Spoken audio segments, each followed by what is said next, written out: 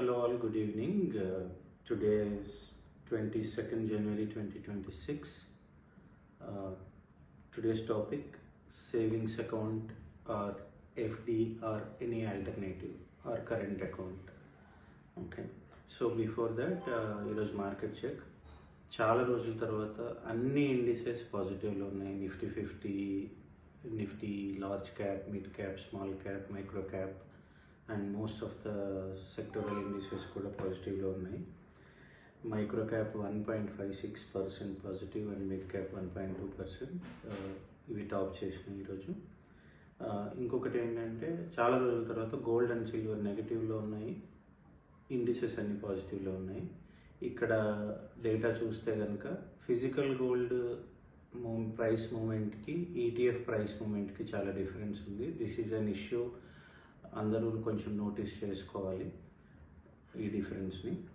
So topic వచ్చేసి idol money savings అకౌంట్లో ఉంచాలా, ఎఫ్డీలో ఉంచాలా, లేదా బిజినెస్ అయితే కరెంట్ అకౌంట్లో ఉంచాలా, దీనికి ఏదైనా వేరే ఆల్టర్నేటివ్ ఉందా?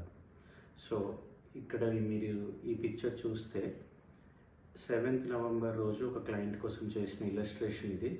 Please don't go by the fund names, this is not a recommendation.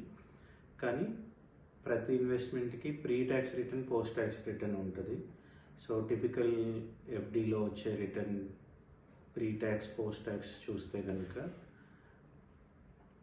30% tax బ్రాకెట్లో ఉన్న వాళ్ళకి పోస్ట్ ట్యాక్స్ రిటర్న్ చాలా తక్కువ ఉంటుంది.